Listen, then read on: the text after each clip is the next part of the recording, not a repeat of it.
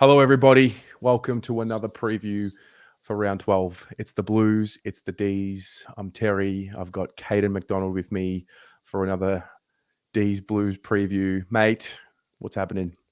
Terry, thanks for having me, mate. Not a lot's happening, just cruising at the moment, but such a huge clash on Friday night. Both teams not in the greatest of form. It'll continue our losing streaks depending on who loses, and I don't know who the ramifications are bigger for. I know the Blues fans are quite tense at the moment. There's a lot of pressure, but don't get it twisted. If the D's drop this one and it's three in a row, and then we're going into the Pies on King's birthday, it's serious question marks on our season. And considering the expectations were so high, I will be absolutely gutted. So huge clash on Friday night, and I'm very interested to see how it goes.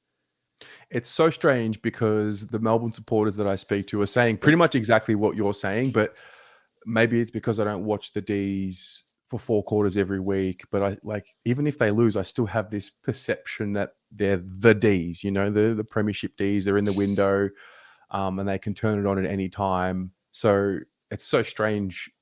And also, I have this obsession with Carlton, so it's all about Carlton. So I miss that, but I don't know. I don't. I still have the fear of them, if I'm honest. I have the fear of how good they can be if you allow them to, and the Blues are allowing everyone to be anything they want at the moment. So.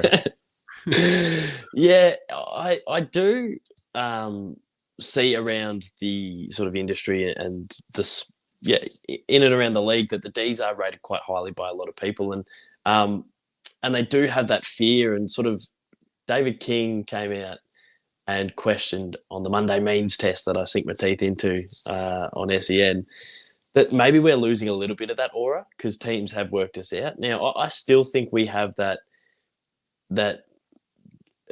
capability to just rip a game apart, but sometimes we don't see it for 3 or 4 weeks. And sometimes in that 3 or 4 week patch, it leaves a little bit to be desired. And I think we're going through another one of those patches. It happened last year. It happened in our premiership year where for the first 8 or 9 rounds, we look really solid. And then we get from round 10 to round 14 and it gets really, really dodgy for us. And the competition's so even. So it can relieve you of that pressure. Like the Saints and the Bulldogs lost this weekend. So we're still third or fourth. So, we've lost 3 or 4 games already this season.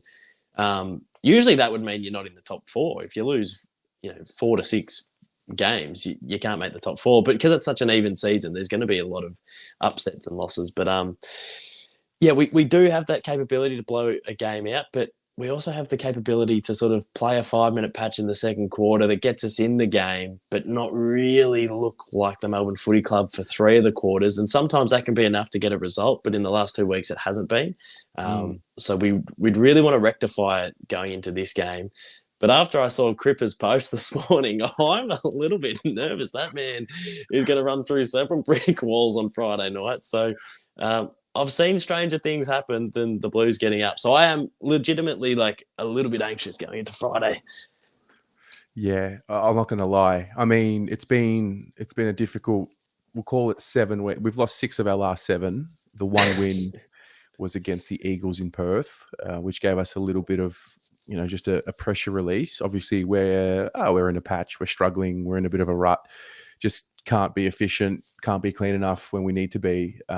So, I've been a little down naturally.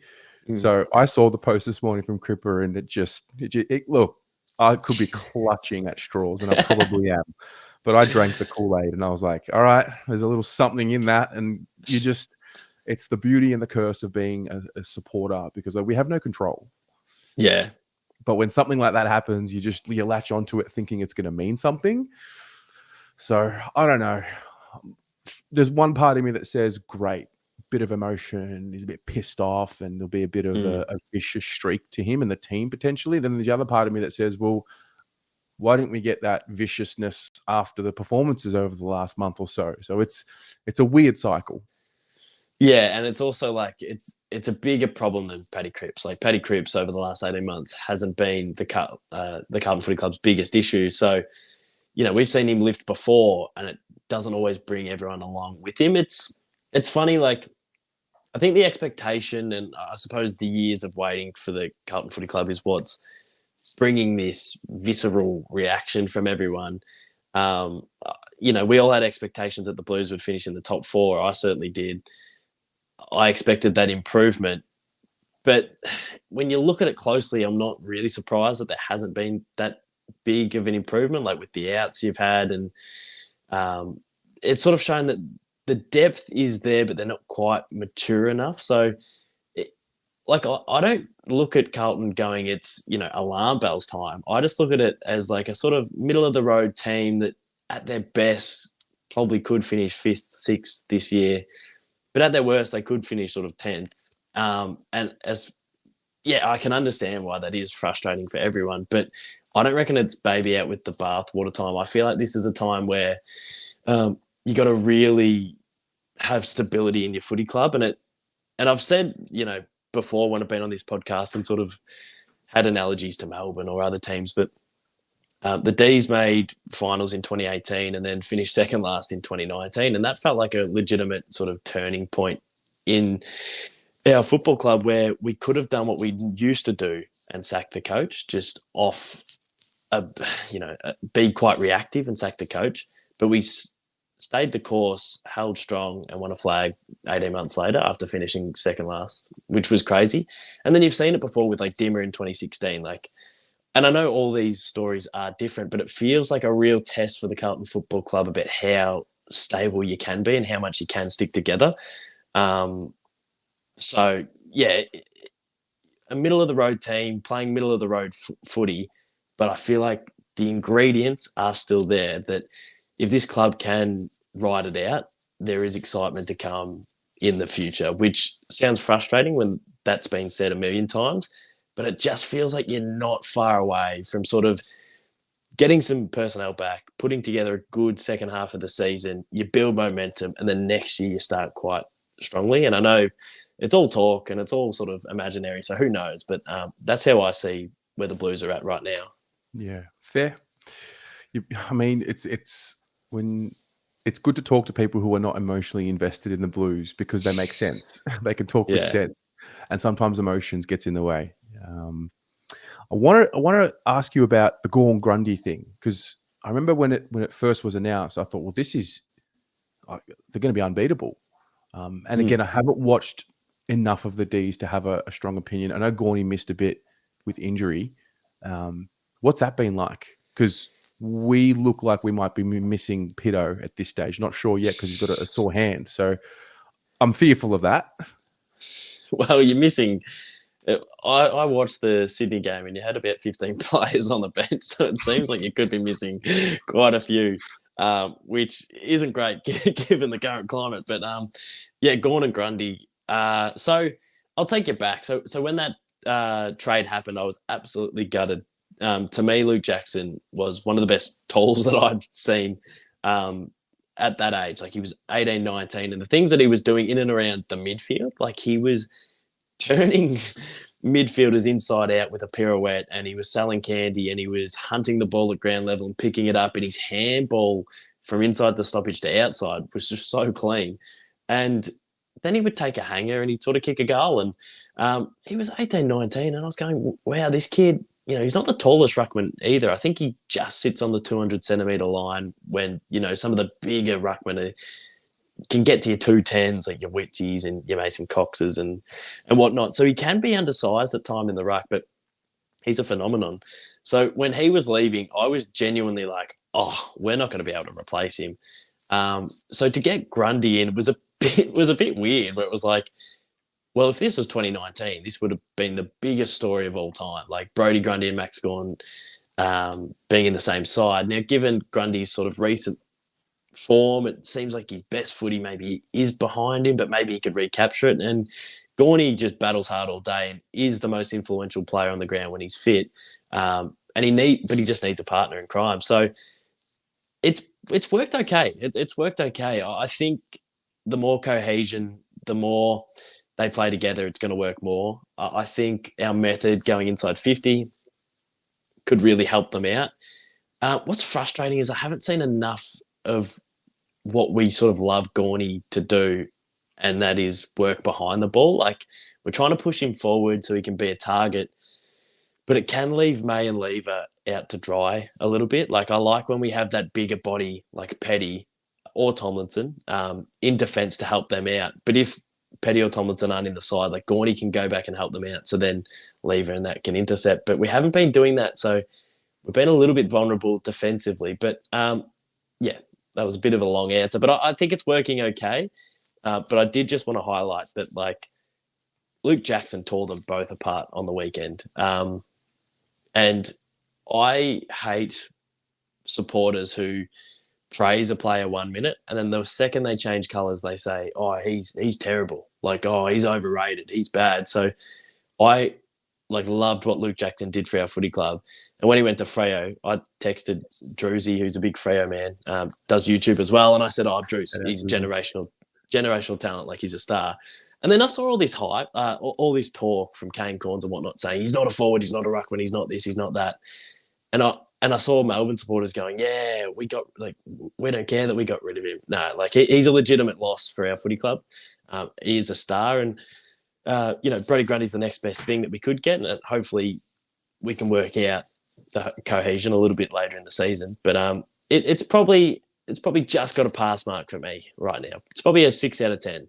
Hopefully we can make it work a little bit better though. Yeah. So what's missing from the D's to get back to your best in your eyes? It's a good question. We don't manically hunt the footy like we used to. Like, I used to love the way we'd go after teams, and it just feels like we're counter punching too much. Like, we let the opposition have a half forward up at the stoppage, so we're outnumbered at the stoppage, but we get the intercept, we can rebound. But sometimes it just feels like teams are just willing the ball forward way too much, and it feels like, Grundy might get the first touch, and we'll get our hands on it to start, and potentially chain the clearance. But then we get jumped on. Like, the other teams hunt us. They're out to stop our assets winning the game. Like, they've got a plan in place, and it feels like at times we can be a little bit passive when it comes to that. So I'd love to see a Melbourne Footy Club come out and hunt and tackle and chase and just bring the heat a little bit more. I feel like at times we can sort of dip in and out of form when it comes to bringing the heat. So I'd say that's the number one thing. And then I think the number two thing would be like the forward line mix. We don't know our best mix, but I think that's exciting. Like, I think other teams have spoken about Richmond not knowing their best forward mix in maybe it was 2017, and then they just went small. Like, in like round 18, round 19, they just went small with it. And it was Jack Rewalt, and then it was the Mosquito Fleet. So I think we're still kicking a winning score besides the last couple of weeks. And I think we're one of the highest scoring teams in the comp. And I know we played a couple of easier teams. But yeah, that forward line mix, I think Jacob Van Rooyen is definitely the starting player. And then I guess it's Grundy or Gawn, whoever's rotating. And then that third banana is the one we need to really nail down, whether it's Ben Brown, who adds some height, but that's about it. Whether it's Joel Smith, who could be a bit of a wild card, playing good footy in the twos, sort of a Jeremy Howe type, like very athletic, very quick. So he could compete in the air, but then compete at ground level as well. Or, whether we go like completely small, I'm not sure. But yeah, that forward line mix needs a little bit of a little bit of attention. Interesting. Yeah. Yeah, I'm not. I've learned something just there about the D's that I didn't know. Yeah. So when it comes to Friday, how do you see the game playing out? Best case scenario. So if I go back to early 2022, when we won 10 games on the run, and it felt unstoppable. Like, that aura was definitely there, and it felt like, I felt like one of those big clubs for once, where it's like, oh, we're impenetrable. We're down by 18 at three-quarter time. We're going to win. We're coming up against the most informed team in the comp. We're going to flog them. We're going to Geelong and Geelong. I just felt so confident. It was the first time ever in my footballing watching career that I felt like that. So if I put myself in that situation, I think the boys are frustrated from the last two games. we're not that far off. Like we've lost by a combined 11 points to two quality sides. We're not far off. It'll click. There'll be a bit more ferocity from the boys just to sort of, pull our fingers out and play our best footy. And hopefully, considering the form lines of both sides, and I feel like our method and cohesion and mix is a little bit more in sync than the Blues. Hopefully, we send a bit of a statement and can win quite comprehensively. I don't think Melbourne fans will be happy if it's sort of Cozzy Pickett miraculously saving the day again. Like, No. I don't think. Sorry to bring that up, but I don't think that's going to cut it at the moment. I still feel like that'll feel like a loss. Like if we perform like that, where it's like just a shootout and we're behind the whole time and we need a miracle to win, that won't give me great faith going into the second half of the year.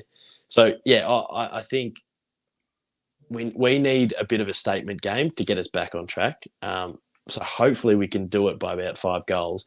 But then there is that sort of 2013, 2012 Melbourne supporter still deep down in me, knowing that it would be the most Melbourne thing to do is like have a great start to the season, drop a couple to good teams, which puts a question mark on your side, but it's still sort of okay. And then to the most uninformed team in the comp, drop one on Friday night footy in front of everyone. That would be a bit of a Melbourne sort of thing to do of the past, and it's not out of our system. So, yeah, I've got no idea really. How do you think it'll go? I think we are wearing the white strip again, so it's going to be a repeat of round 22. Yeah. Wow, you reminded me of that. That was one. Well, it just shows how you're not that far off us. Like we're pretty much the same team, and so yeah, I think that was one of the crazy moments I've ever seen. It all happened in slow motion, and I kind of oppressed it from my mind. But you keep getting tested in the same way until you overcome it. I think we will come out strong. I think we will hunt for a good portion of the game. Unfortunately for us right now, one thing I'm worried about what you said just there was like you seem to be playing on the counter.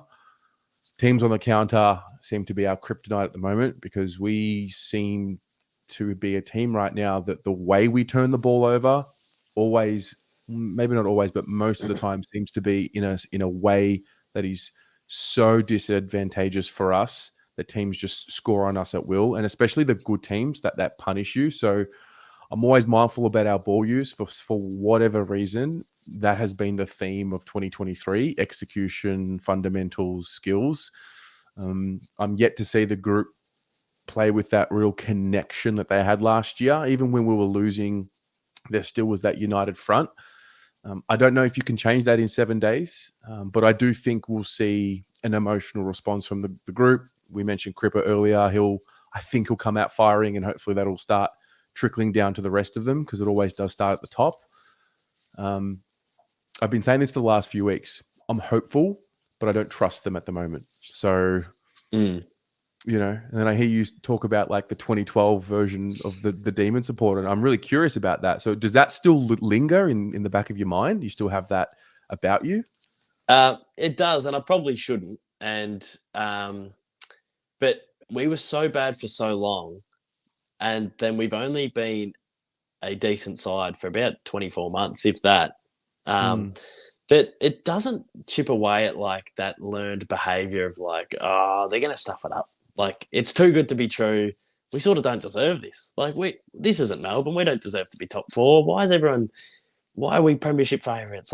Like we've tricked the competition. So then, you have that negativity for years and years and years.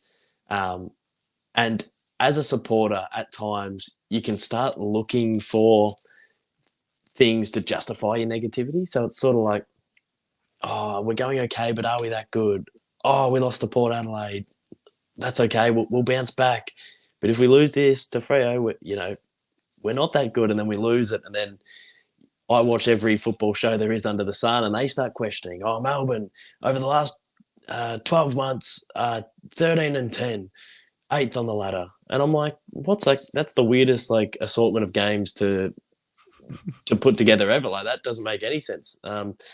Geelong on that ladder are second, and right now they potentially won't make the 8. Like, that's so irrelevant. But then I start feeding into it. So, yeah, there is a part of me deep down that does think there is room for the Melbourne Football Club to sort of invite the pressure early. The Blues get a little bit of momentum, feed off the last week, and just hang in the game long enough where when it should be over, it's not. And then that just invites a disaster. And that's what we do a little bit. Like, I've been thinking recently, like, in our press conferences, the Melbourne Football Club really bigs up the opposition, and it's been doing my head in recently. And I, from an outsider, question whether that is how they approach games internally. So, long tangent, but bear with me, Blues fans. But I like Simon Goodwin, for years has, and he's spoken publicly about this for years, speaks about respecting the opposition. Any week at any time, a team can get you. And if you rock up to Gold Coast on the Gold Coast and it's a twilight game and you go through the motions, you'll get done. Like, this competition is so close and so tight and so even that you have to respect the competition. So he's drummed that in to the boys for years, respect the competition, which I think is a positive, and it holds you in good stead, and you go to games expecting their best. But this season, I've also seen Gorney and Track on AFL 360 and Triple M really pump up the opposition. And I do question whether we're giving them too much credit. So, for example, before the Hawthorn game, Marty Sheargold's talking to Maxi Gawn, and he goes, "Oh, Gorney, you got the Hawks this week. You know, should be a 15-goal win." And the Hawks were considered tanking, and people were saying that they weren't trying to win. And I think we might have been undefeated or dropped one by that game. And Gorney sort of goes, "Oh, no, 2 years ago we drew to Hawthorn when we were expected to win, and last year we beat them by 15 points or 5 points when we were expected to win, so this could be a good game."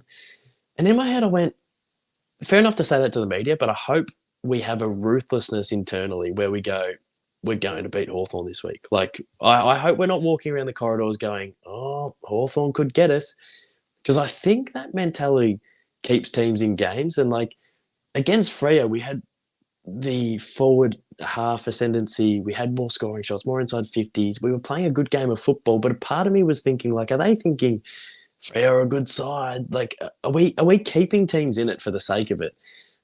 So that's why I hope this week, from our point of view, given how even the comp is, there's a ruthlessness of, like, the Carlton Football Club are there to be killed. Like, they are there for the taking. If we go in and leave them in the game for a long time, they can beat us and will. If we go in with a ruthless edge and get it done by quarter time, half time, it saves us a world of anxiety. So I just hope their approach is really, really ruthless this week. Otherwise, it could invite the disaster. Interesting. That's great insight. Thank you for sharing that. Yeah. Hopefully no one tuned out. No. Yeah, because I certainly don't watch Goodwin's press conferences, and it's so interesting because, I'll watch every single Voss press conference. We'll analyze every word on the channel, every single bit of body language. He had his hand towards his neck. So he's mate. We go deep. We go deep here, because it is what it is. That's what happens when you're invested. So to hear you have, things that you're thinking of with on your end is somewhat calming. It's like, okay. Okay, it's not just me, it's not just us. Interesting. Yeah. Well, mate, I can't have a video without talking about, like, you as and getting your take on, where we are, the industry. I think 4 years ago, you and I filmed our first interview. I think it was 2019. I believe it was later in the season. I think.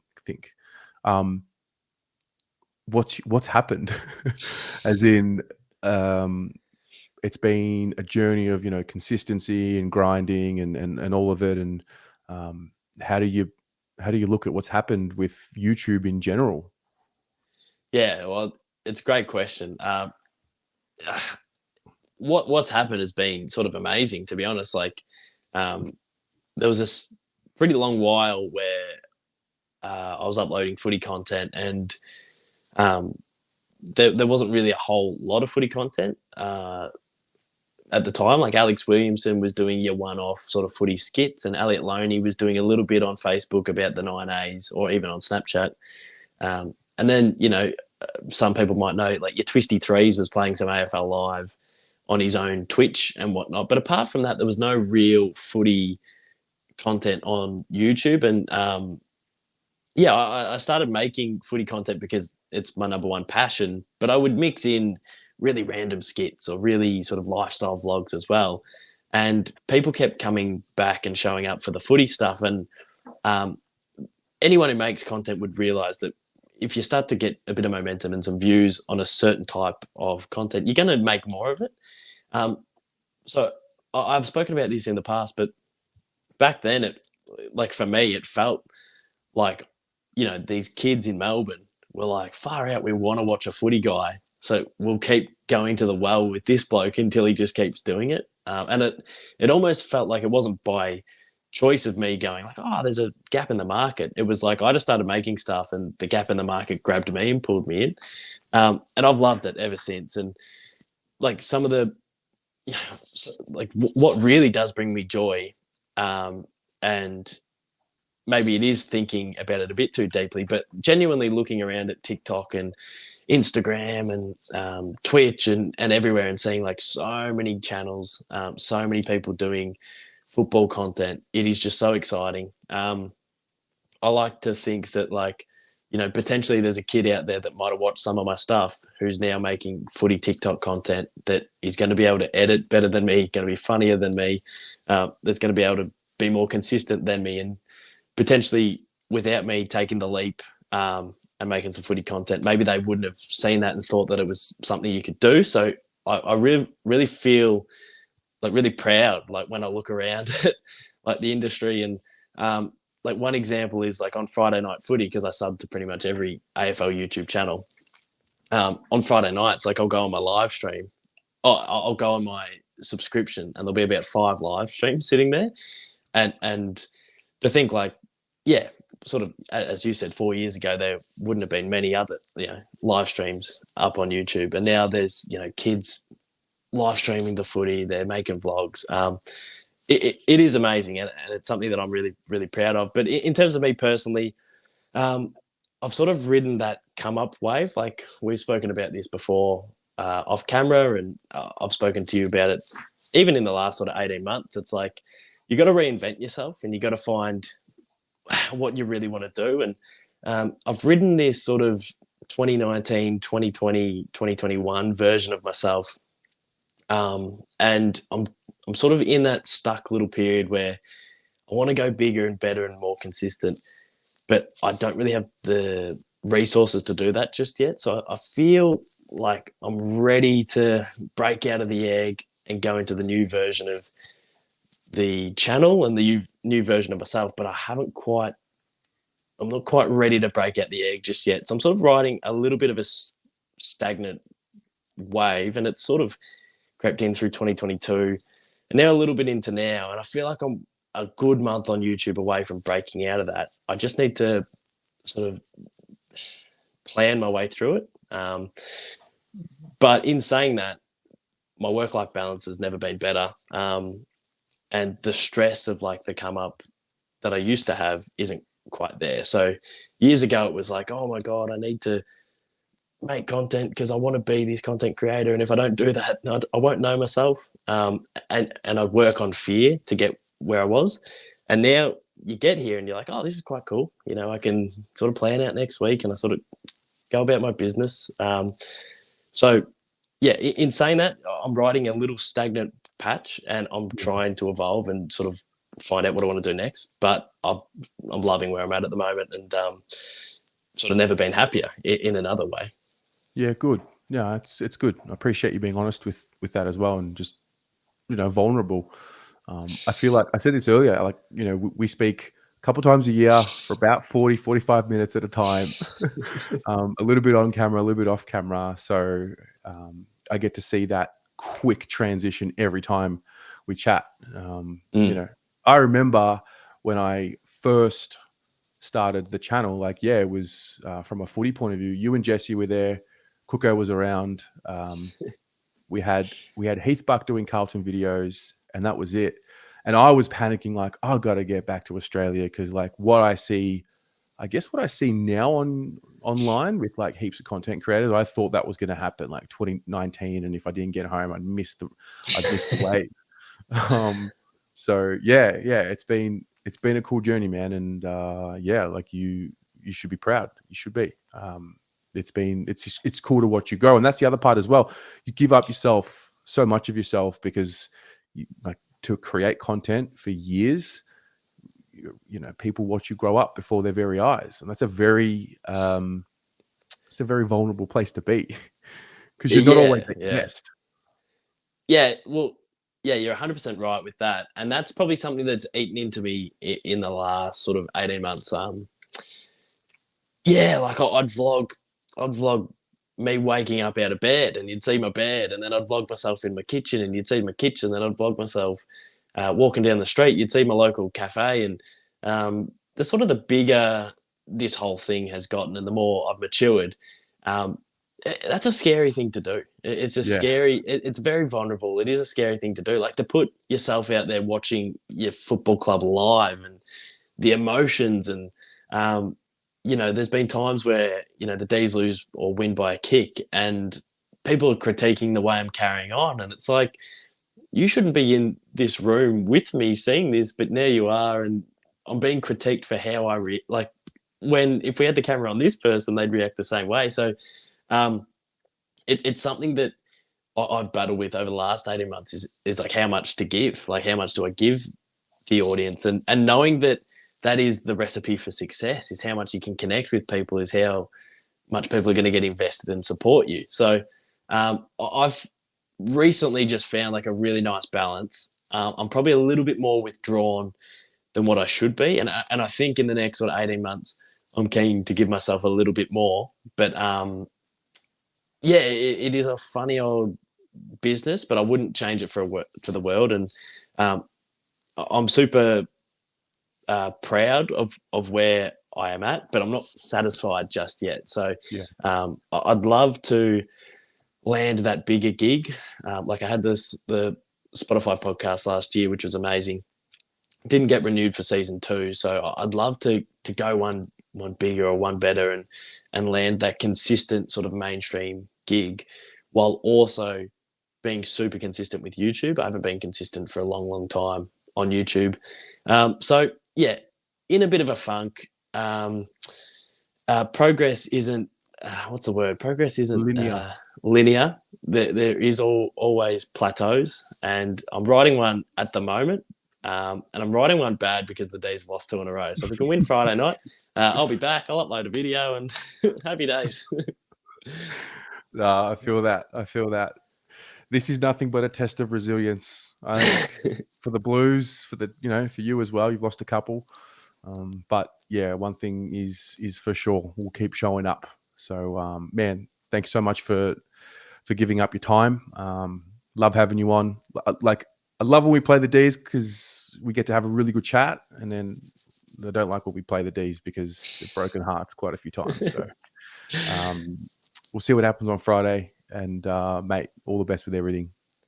Well, it's one of those ones where the neutral fans know that if the Blues lose, the fan cams will be going off, and if the Ds lose, my vlog will get more views than it's got in the last sort of 18 months because we've lost 3 on the trot. So from a content creator point of view, the masses will be appeased. But yeah, Terry, thanks for having me on. I've been so impressed with what you've done with Blue Abroad over the last 3 or 4 years, and yeah, long may this success continue. Thanks for having me, mate.